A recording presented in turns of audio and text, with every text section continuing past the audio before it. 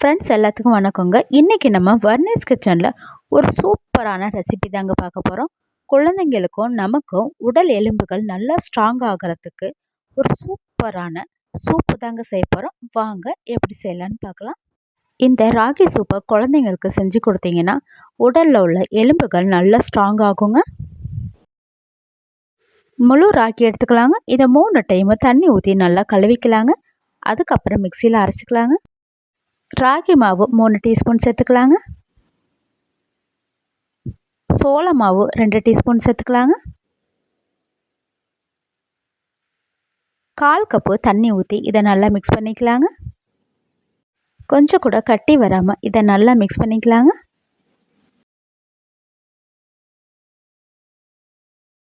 இந்த கலந்த மாவு ஒரு ஓரமாக இருக்கட்டுங்க.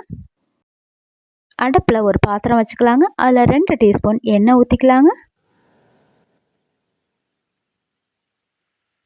ஒரு பெரிய வெங்காயத்தை வெட்டிட்டு சேர்த்துக்கலாங்க. நல்லா மிக்ஸ் பண்ணிக்கலாங்க. இந்த சூப்பு குழந்தைங்களோட எலும்புகளை நல்லா ஸ்ட்ராங் ஆக்குங்க. வெங்காயம் நல்லா வணங்கினதுக்கப்புறம் 1 கப்பு பீன்ஸ் சேர்த்துக்கலாங்க. 1 கப்பு கேரட் சேர்த்துக்கலாங்க. 1 கப்பு காலிஃப்ளவர் சேர்த்துக்கலாங்க. இப்போ இது எல்லாத்தையும் எண்ணெயிலே நல்லா வணக்கி விட்டுக்கலாங்க. ஃப்ரெண்ட்ஸ், வர்னிஸ் கிச்சனை இன்னும் நீங்கள் சப்ஸ்கிரைப் பண்ணலைன்னா சப்ஸ்கிரைப் பண்ணிக்கோங்க ஃப்ரெண்ட்ஸ். அப்படியே பக்கத்தில் உள்ள பெல் பட்டனை கிளிக் பண்ணிக்கோங்க. அப்போ தான் நான் போடுற எல்லா வீடியோவும் உடனுக்குடனே வருங்க. உப்பு 1/2 டீஸ்பூன் சேர்த்துக்கலாங்க. இதை நல்லா மிக்ஸ் பண்ணிக்கலாங்க. இந்த சூப்பு உடம்புல உள்ள கெட்ட கொழுப்பை நீக்கிடுங்க.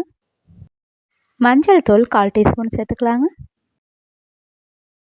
ஜீரகம் 1 டீஸ்பூன் சேர்த்துக்கலாங்க.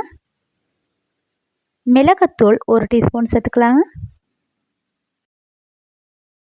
இதை நல்லா மிக்ஸ் பண்ணிக்கலாங்க.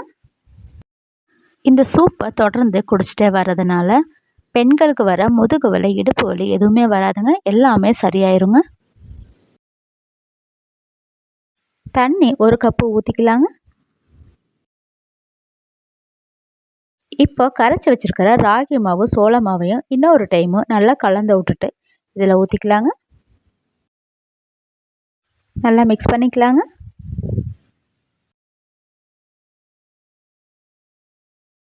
அடுப்பை சிம்மிலே வச்சு நல்லா வேக வச்சுக்கலாங்க. இப்போ சூப்பு நல்லா கொதி வர ஆரம்பிச்சிருச்சுங்க. இந்த ஸ்டேஜில் அரை எலுமிச்சை பழத்தை நல்லா ஜூஸ் பொழிஞ்சு விட்டுக்கலாங்க. பழம் சேர்க்கும் போது சூப்பு ரொம்ப டேஸ்ட்டாக இருக்குங்க. கொத்தமல்லி தழை ஒரு கைப்பிடி போட்டு நல்லா மிக்ஸ் பண்ணிக்கலாங்க.